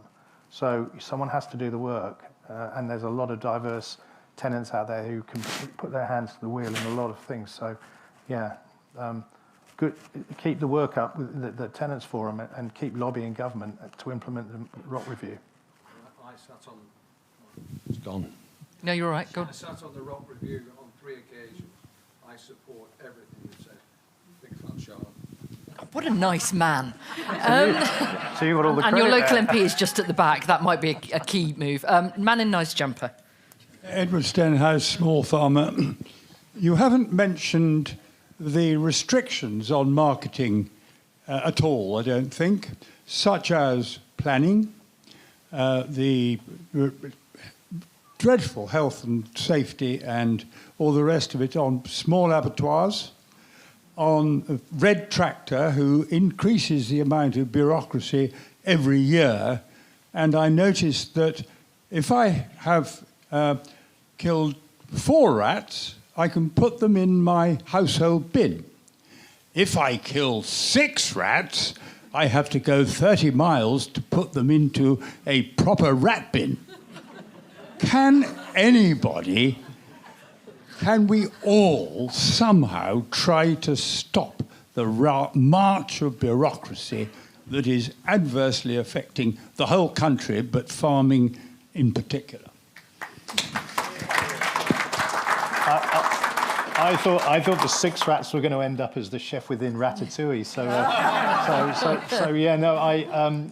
I think on the point on abattoirs, and then I'll let Sue say, I think the big champion for that is the Rare Breed Survival Trust. I think Jimmy's Farm, I think that is one of their big aims, is making sure that we get. And I went to their AGM a month or so ago, and Teresa Coffey was there, and they made it plainly clear to her that local abattoirs need to be on the agenda. We need more of them, not closing them. And I support that. So if you want, Rare Breed Survival Trust is the organisation to get campaigning with. They do a great job there. Yeah, and Sustainable Food Trust. There's been some great work on keeping small abattoirs open and also starting to shift the rules so that mobile abattoirs or slightly mobile abattoirs can start to make a reappearance. We've got a project in my neck of the woods that I'm really keen to support, because as an organic farmer, even though I've got an abattoir in my village, as an organic farmer, I can't take my stock there. I have to take them 50 miles away. And when you're just moving, a few animals at a time, it really, really does, add cost in. I mean, I'm going to be a bit controversial here and say I'm not completely against a bit of health and safety here. I would really like to know I've got beef in my beef pie and not horse. I mean, I have eaten horse, and I'm not completely against eating horse meat under the right circumstances. But I think we need to strike a balance. We need to get a sensible, proportionate balance about straightforward, simple, and easy to operate regulations that keep us healthy, that keep us safe, that reward those farmers that are doing the right thing, and don't let those farmers or food manufacturers who are not doing the right thing get away with it and benefit from the standards that we try and set. So I'm not completely against setting rules, but they need to be proportionate, they need to be balanced, and they need to work for the whole system. In fact, I'm a great fan of health and safety, full stop. I think it's essential. We've got an appalling record in industry. So on that point, what we should avoid is mission creep. And one rule in, 2 out. That's not a bad way. You can get to the balance then. Okay, who was next? I have forgotten. Stick up. Oh, thank you very much. Memory of a sieve. Right. Hi, I'm Jackie Stone from Castle Debates. I just wondered, we've touched on a number of subjects tonight, and especially Phil touched on it with regards to AI. Do you think maybe a lot of the answers might lie in ChatGPT? Yeah, it could completely ruin my job, I'll tell you that. I'm very against. What do you think? There are all sorts of technologies coming down the track that could be enormously beneficial to us. And there are others, maybe not so much.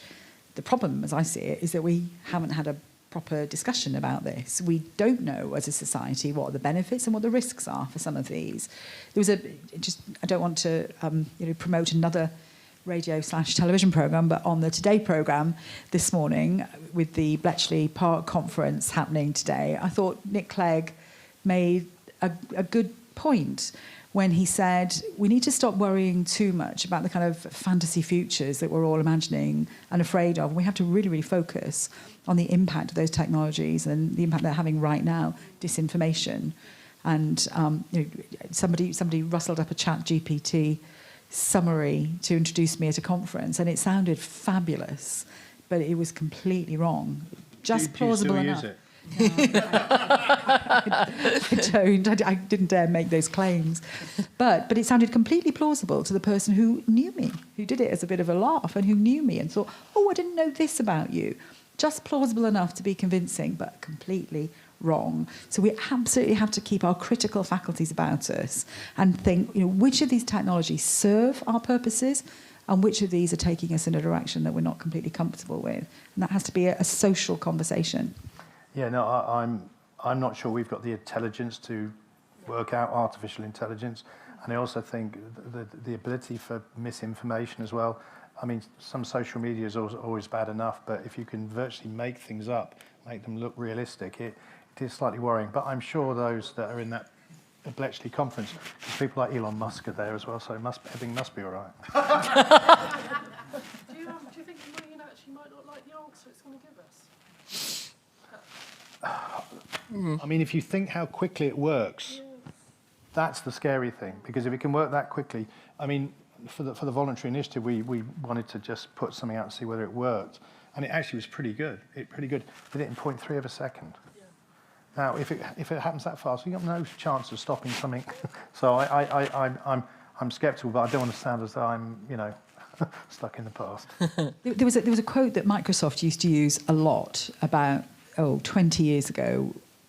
I was a chair of governors at a big school, and the quote that we used to use a lot was that you're educating children now for jobs that haven't even been invented yet. And we're in that point, aren't we? Technology is changing the way we think about work, the way we think about society, in ways that we haven't even started to think about yet, but we do need to start thinking about it really often. And I think it might liberate some other possibilities if we can get our heads around it quickly enough. It could liberate us to have much more of that time that we've all been waiting for, having technology providing us with loads of free time that we can choose to do other things. That's not yet here, but maybe we're getting a bit closer to that. I mean, Charlie, your point about this sort of forum, if you look at Facebook and you look at all the social media stuff and that, the conversation you might have around the bar, the conference you might come and have this sort of interaction, could disappear, and we could talk to the screen all evening, and they'd probably give us better answers than I. But we tried that, didn't we, through COVID? We were all on Zooms, and we were chatting to each other, and we kept going, and we kind of made it work. Those of us who had to make it work in the context of our businesses, we made it work. But oh my God, we were excited to be back together again, weren't we? We rushed back into the face-to-face meeting. And I think we're finding a hybrid way of working now that does enable people to join in conversations, but also recognises that actually we quite like human contact. If you have a question, stick your hand in the air. Right, so are you sticking your hand in the air, or it's like an auction, this? You're going to end up buying something just scratching your nose. Right, stick your hands in the air really obviously. Chap at the back. In the meantime, Glenn Buckingham on Zooms asks, how can we break the corporate control of our food? And that's a very good question, isn't it? So I think that first of all, we have to really unpick exactly what that means. Corporate control can mean anything from the co-op, the co-op that is providing generally well-resourced, well-sourced food in the high street, through to something like a Cargill, which is still cutting down the Amazon rainforest while claiming to be the biggest regenerative business in the world. So I think we probably need to unpack a little bit about what we're trying to do when we say let's break down corporate control. There are some businesses that, and B Corp is another example, there are some businesses who are really doing their best to develop business models that serve society and that serve wider interests other than just shareholders. And there are other businesses that self-evidently are not. So I think what we need to do is differentiate between businesses that are good and helpful and sustainable businesses and businesses that are not. And we need to level the playing field. We need to put regulation and legislation in place that clearly differentiates between those that are helpful and those that aren't. But I think we've mentioned this a few times already. when we're thinking about what we need to be doing to save the planet over the next 20, 30 years, we really do need to think about how we help local food systems become more resilient. And one of the ways that we do that is having a closer relationship between people who are producing food in an area, people who are buying, processing and selling food in an area. So public procurement, councils who are buying food from local farmers, they put it on the school plate, they put it on the hospital plate. They are already breaking down aspects of corporate control that get more value to the farmer or the producer and get better quality product onto the plate of children and people in hospitals. So you can start making some changes straight away. You can start making some changes by things like the planning rules on a high street. At what point was it okay to have our local high streets entirely populated by fast food outlets and charity shops? Local authorities could regulate more effectively for a wider range of outlets and limiting the sorts of things that are doing us harm and support. So it's a massive, massive question, and actually it does need a kind of thoughtful and nuanced response, which is quite hard. The difficulty is I don't think we know either. So our ideology as citizens and consumers might be, do you know what, that is exactly the right thing we need to break down, but we still want affordable food at a price that's at the bottom. So, of course, when we go in and spend our money, we might say, well, actually, I quite like that because the product on offer is cheap and affordable. So there are a lot of conundrums. I think competing at a local level as well, I'm a great fan of developing your own market.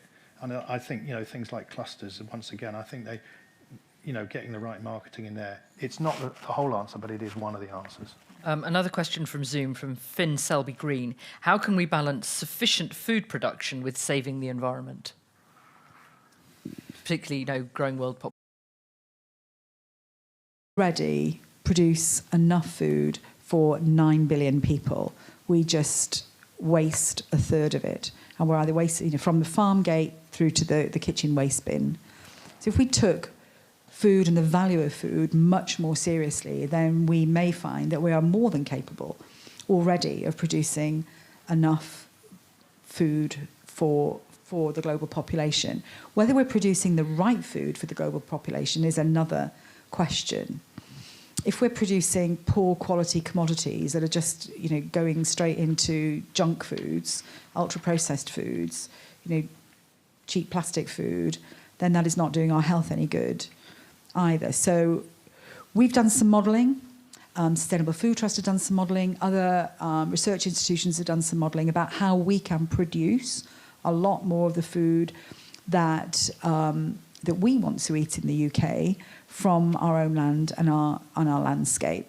But that does involve making some quite big changes. It means making some big changes to what we eat, but also what we waste. And in terms of making some changes to what we eat, then we need to cut back a great deal on the junk foods and on some of the meat that we eat. So if we're using a lot of our land to grow feed for livestock that are that are being intensively produced in sheds, then that is not necessarily a really effective use of that land. If we were using that land and bringing livestock into rotations so that the meat that we eat is not actually the poultry and pork that we have assumed is better for us, but if we were to eat more ruminants, more red meat, which is converting grassland into really high quality protein and using land for horticulture and for food that's feeding humans directly, then it changes the picture across the landscape. And what that means really for most farms is that most farms start to edge towards what we've often called modern mixed farming. And Phil was talking about it earlier, the way that you produce your crops in the ground, the way you bring livestock into rotation, the sorts of crops that you include in those rotations can produce the sorts of food that we maybe not so familiar with eating at the moment. I had a delicious dinner over the weekend of Hodmedod's Carlin peas in a delicious, absolutely delicious casserole. And there's a whole little value chain now from Hodmedod's Carlin peas, a lovely company called the Bold Bean Company, that is producing beans and pulses in really attractive and whizzy jars, doing masses of marketing around it, and they are gorgeous and delicious and nutritious and sustainable. And the closest we can grow in the UK to a chickpea. Right. No, so hence, we shouldn't be buying chickpeas, we should be buying Carlin peas. Anyway. Well, I think the IPCC, so the Committee on Climate Change, and our own Climate Change Committee, is telling us we've got to do this. We've got a system, so, you know, whatever we think about stewardship and agri-environment schemes and SFI, the signpost is there that the government is saying this is what we'd like you to do. Whether it's fast enough, good enough, coherent enough is another matter. But also the regenerative farm we talked about, you know, where are the win-wins? Where are the win-wins that keeps the margin on my farm? But we shouldn't also forget that efficiency and high production is pretty good for the environment as well. Because if certain areas are good at producing things, good at doing their job, good at being efficient, taking land from somewhere else to produce lower, may well start to destroy some habitats that would be better left alone. So there is a case for, definitely a case for continuous approaches, yeah. Yeah. And there, I'm afraid we have to leave it. Time has beaten us. Thank you all very much indeed for some really thoughtful questions. And thank you very much for your time, and I'm very sorry. But mainly, thanks to the people who did most of the talking, Sue and Phil. Thank you.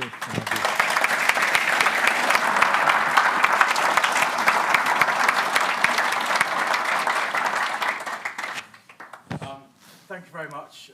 Fascinating. I was hoping to find some clarity, but I think I'm more confused. Have a good strategy. Yeah. I'll draw you up a strategy. I won't read it. Just to finish the evening off, I'd like to thank our sponsors again, who, without their kind help towards this event, we wouldn't be able to hold it. So I'd like to say thank you very much to Mandy Ashdown from CLM, and I see Anton's over there, or Harrison rather, and Kirsty and everyone. Simon Bailey Hamilton, Rebecca Lewis, Louise Trist and Lorna Geetson from Mayo and Baxter, Ian, Graham and Carl from Lloyds Bank, Daisy, Chloe and Libby from Richard Place Dobson, Andrew Knowles and Becky Bowes from Fram Farmers, Harriet Henrick and Isabel Budden from the NFU, and finally from the NFU Mutual, Hazel Clements, Abby Cullip and James Traggett.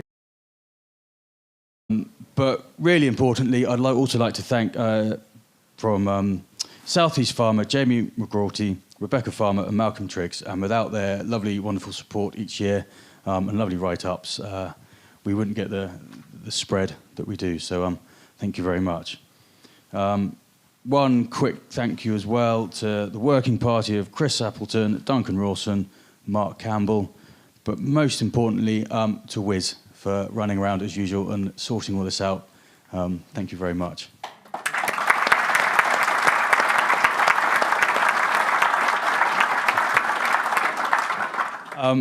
I've been asked to just say that if anybody's got any ideas for our future technical forums that we run, please get in touch with Wiz or someone at the Society, and any ideas gladly taken. We want to put on what you guys want to see, so and hear and learn about. So please get in touch. So finally, please get home safely. The weather's pretty awful, so I hope everyone's parlours are working in the morning and everything's all right. And on behalf of the South of England Agriculture Society and everyone here, thank you very much to Charlotte, Phil and Sue for a wonderful evening.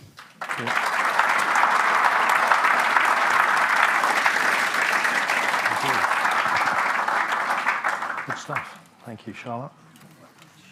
Yeah. Seems to fly.